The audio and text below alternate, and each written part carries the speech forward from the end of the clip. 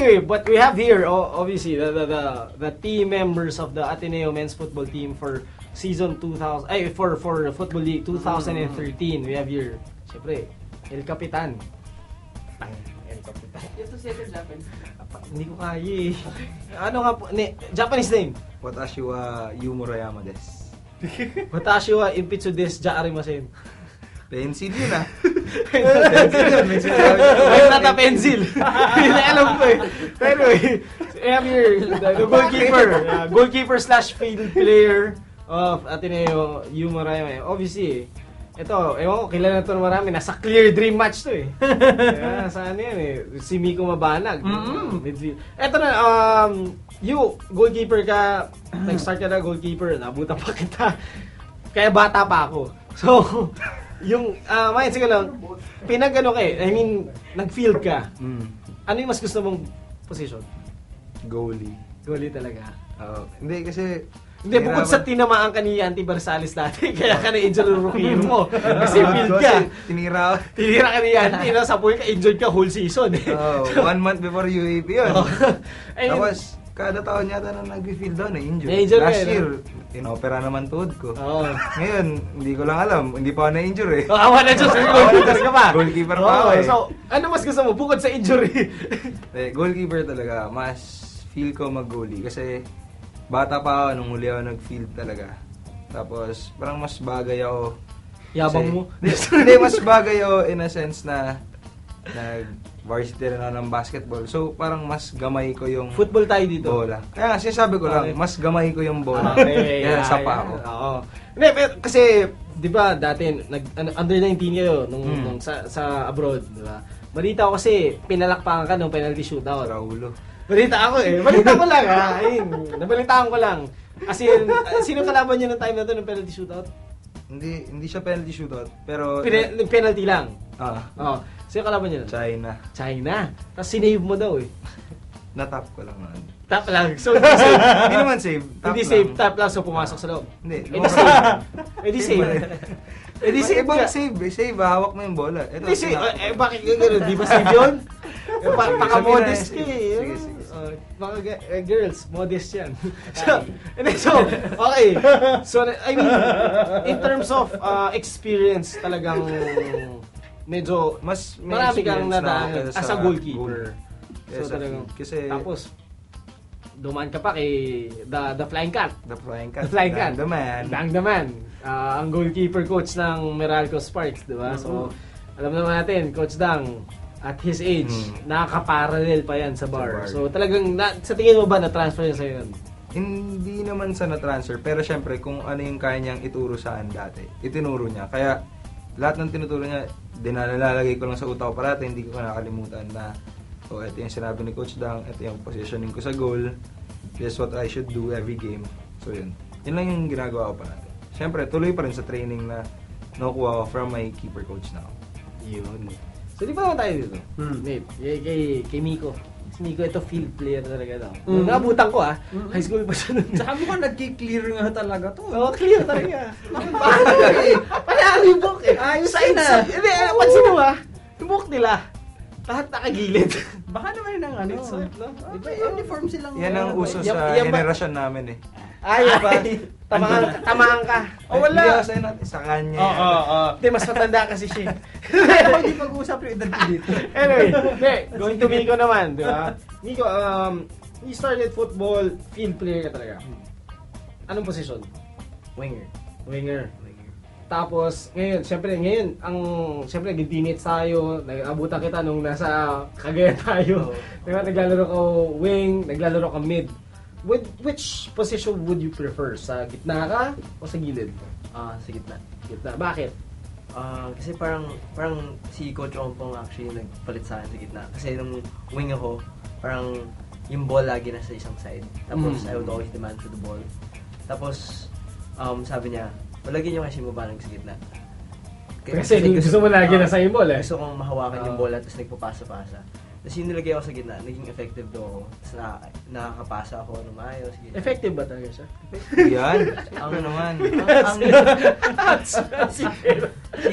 Actually si Coach Edwin yung may ayos sa akin sa gitna. Kasi sabi niya, maliit daw ako.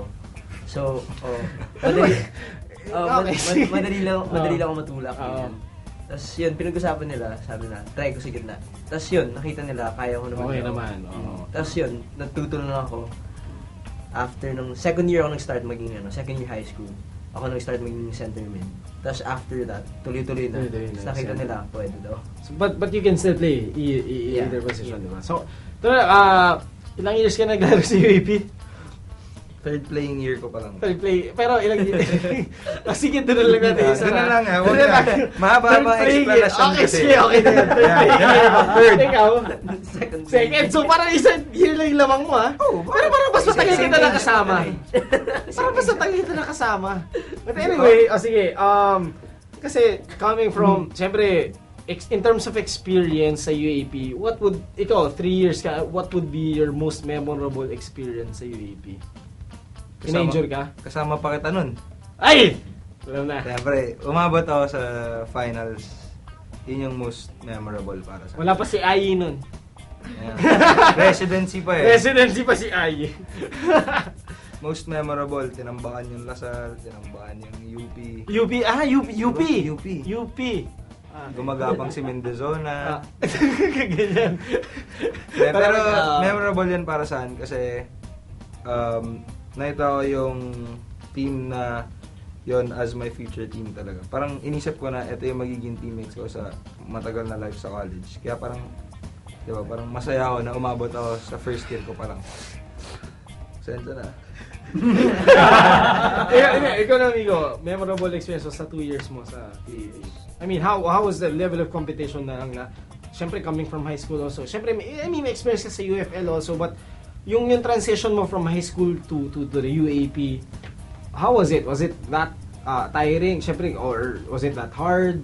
O medyo wala lang, kayang-kaya ko, mga ganun. Well, actually, first point is yung training. Kasi nung high school, after yung training namin, so I had more sleep nung high school. Tapos ngayon sa college, morning training. So parang hirap eh.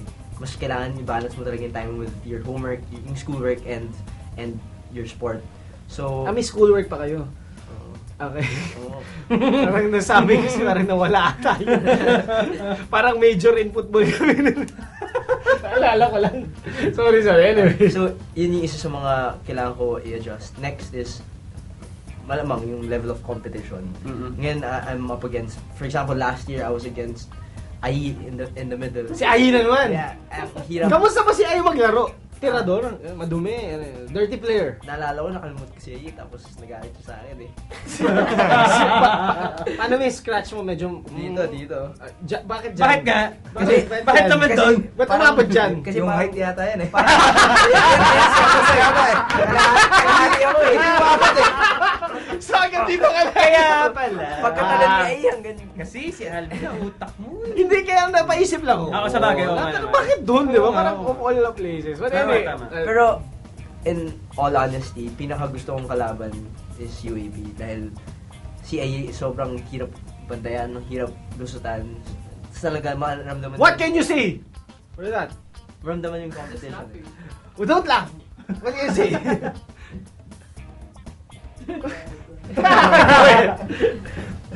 Yeah, so, parang maramdaman mo talaga na mas mahirap siya. Kaya, yun.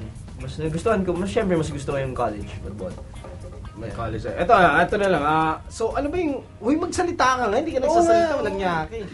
Napansin ko, tawa ka tanong ng tanong. Tawa ka ng tao eh. But anyway, ito na lang.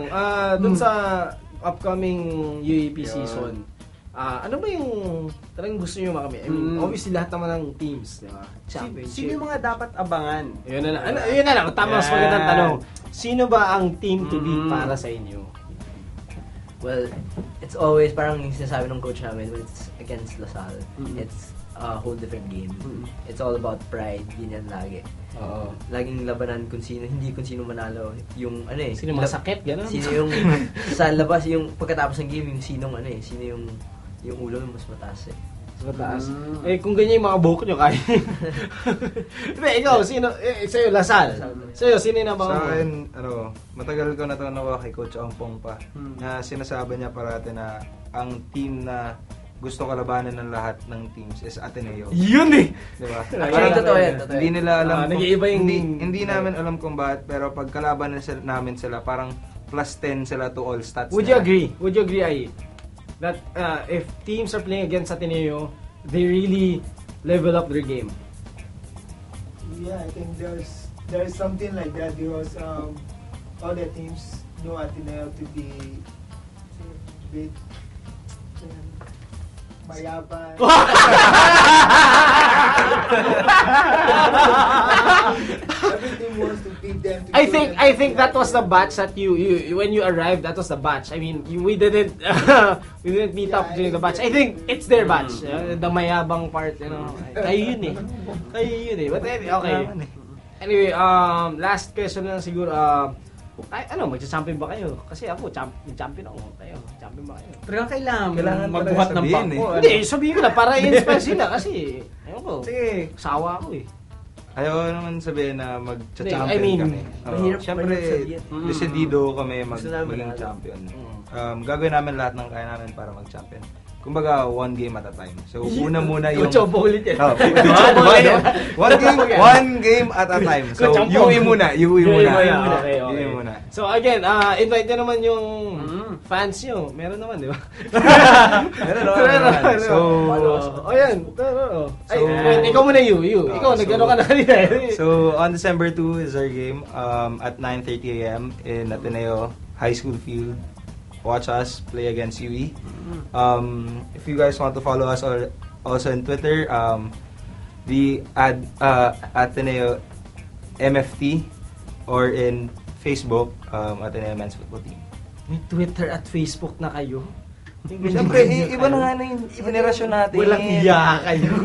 Anyway. Nakikilike ka nga dun eh. I-invite niyo ako eh. Anyway, for all updates on the UAP, also from the Ateneo, Blue Booters, tawag sa atin, Booters yan. Do follow us on Twitter at FTW Tama. Sports. One big fight. One big fight! Champion kayo!